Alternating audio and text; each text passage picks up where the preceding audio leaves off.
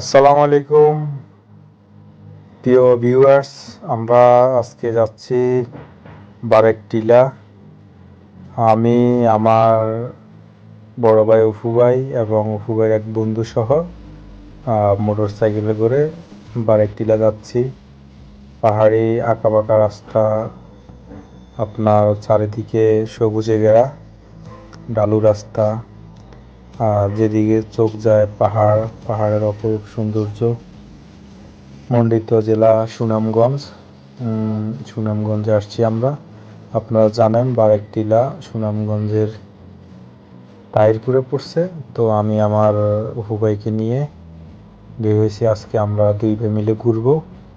তো আমরা নীলাদ্রির পরে লাকমাছড়াতে গেলাম, ওইখানে সময় কাটিয়ে এখন আমরা আসছি বারেক টিলাতে, এখানে যেটাকে জাদুকাটা নদীও বলে। আমরা অবশেষে চলে আসলাম বারেক টিলা। তো আপনারা যারা আসবেন তারা অবশ্যই বাইক করে আসলে ভালো, না আসলে সিএনজি আছে বা আপনার হাউস বোটে করে জাদুকাটা নদীতে নামিয়ে দিবে, এরপর আপনার উঠবেন জাদুকাটা নদী। অপর পাশে ইন্ডিয়া, পাহাড় বেষ্টিত, মনে হচ্ছে পাহাড়ের ব্যারিকেড দেওয়া,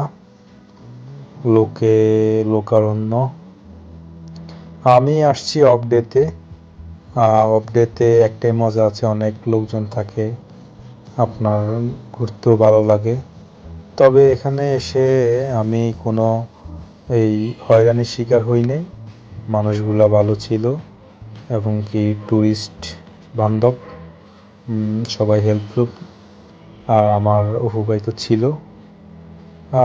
এখানে জাদুকাটা নদী, আপনার পাহাড় ঘেরা, আপনার যতটুকু পারতেছি দেখানোর চেষ্টা করতেছি আসলে এই বারেক টিলার সৌন্দর্যটা। আসলে আমি নতুন ব্লগার, ওই নতুন হিসেবে আমার অনেক ভুল ত্রুটি থাকতে পারে। আমার নিজের ক্যামেরা স্যামসাং দিয়ে আমি ভিডিও করি, আমার কোনো ড্রোন বা ভালো কোনো ক্যামেরা নাই, আস্তে আস্তে সব হবে। মোটামুটি জনসংখ্যা বহুল এলাকা। তবে এখানে কিছু পানি আচারের দোকান আছে, কোনো রেস্টুরেন্ট নাই বা বাড়ি খাওয়ার কোনো কিছু নাই। আপনারা এখানে আসলে পানির পিপাসা লাগবে এবং কি হয়তো অনেকের মাথা ধরতে পারে, তাই আচারের দোকান আছে, পানির দোকান আছে, আইসক্রিম দোকান আছে, ঝালমুড়িও পাওয়া যাবে।